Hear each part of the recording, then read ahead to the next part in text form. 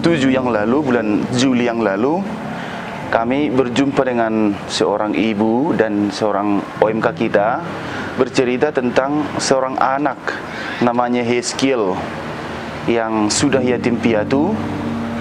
Pertama-tama memang kami hubungi PSE paroki dan mencoba membantu dengan segala yang bisa mereka buat.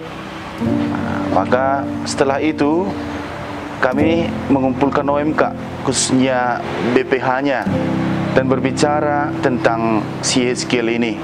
Bagaimana cara untuk mendapatkan bantuan supaya dia tertolong. Dan dengan beberapa OMK bersama-sama kami mencoba menghimpun dan mencoba mencari dana dengan membuat aksi, namanya aksi 5.000. Kami kemarin itu mengadakan penggalangan dana. Pertama itu kami ambil dari Setasi. Nah, di situ kami ambil partisipasi antara sesama kami OMK di stasi masing-masing. Kami buat itu pertama itu 5.000 rupiah per kepala. Mengingat di mana di situasi seperti ini COVID, uang masuk pun kurang dan banyak anak sekolah. Jadi kami hanya mengambilnya itu hanya 5.000 rupiah. Tetapi ada juga kawan orang tua yang memberi lebih dari itu, kami terima juga. Tapi itu kami buat peraturannya, kami jemput ke rumah umat, itulah istilahnya, untuk pengambilan dana. Nah, kebetulan dari situ juga kami share juga di Facebook. Nah, kebetulan kawan kita yang melihat dari dunia maya tergerak hatinya untuk memberi sedikit demi sedikit. Kita share pertama, kita itu ada frater. Nah, terus kita konseling sama frater tersebut. Kita minta bantuan supaya frater tersebut membuat di media sosial mereka. Nah, baru kita ditandai.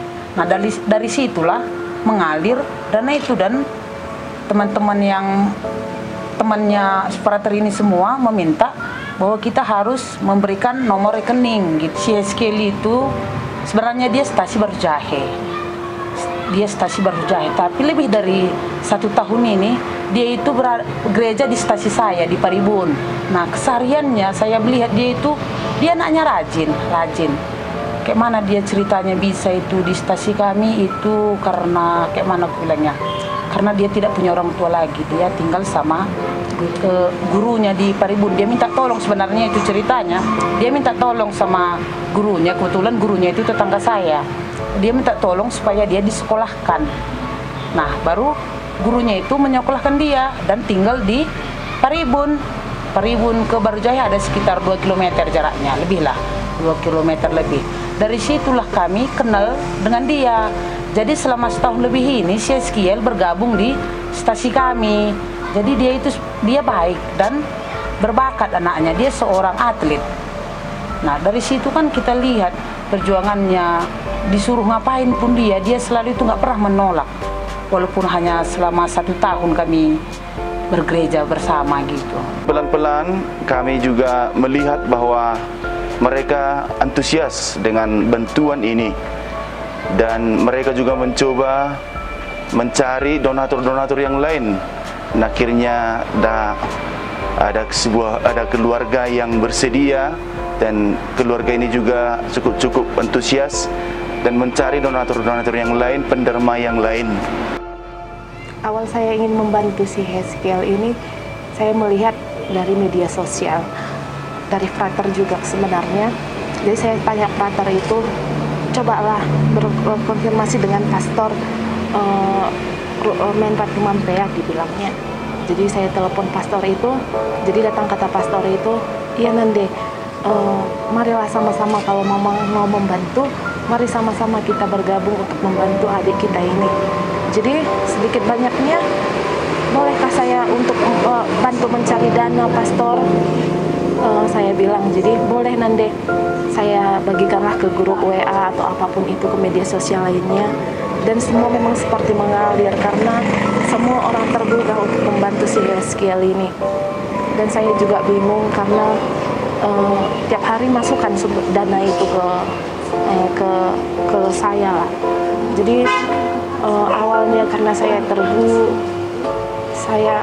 karena saya ingin sangat membantu si Yeskiel ini karena pengalaman di anak saya juga.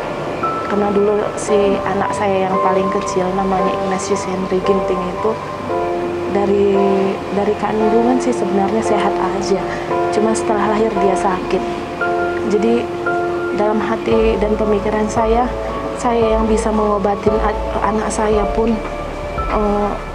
capek memikirkan itu semuanya, apalagi keluarga si Yeskiel ini dengan keadaan Yeskiel yang seperti inilah adanya.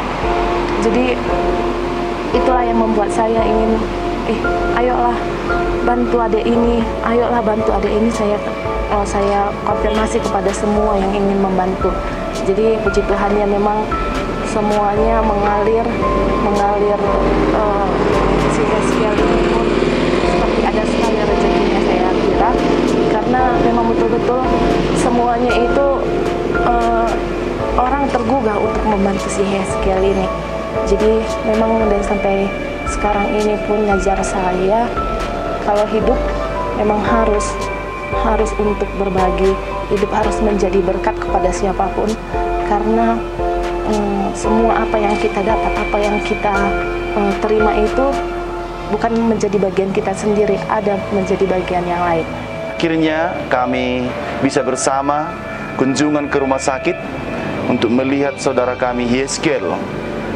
Dan di sana kami mencoba dan mengutarakan niat baik kami. Dan pelan-pelan sesuai dengan melihat kondisinya, sangat baik kiranya kalau kita tunjukkanlah jalan, yakni ke Harapan Jaya. Dengan konsultasi bersama suster Direktur Harapan Jaya, maka kami bisa mengantarnya ke sana. Dan kerjasama juga dengan kelompok Karo Mediate yang ada di Kabanjahe.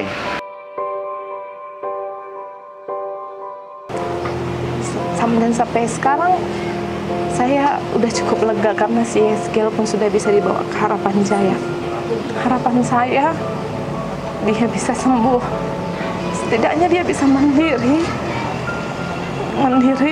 dalam arti kata, karena sekarang ini dia harus hanya bergerak sedikit pun dia harus dibantu dengan suster ataupun keluarga. Jadi harapan saya di Harapan Jaya dia bisa, walaupun tidak sepenuhnya dia sempurna untuk kesembuhannya, dia bisa mandiri, tidak membebani orang lain untuk hidupnya. Itulah.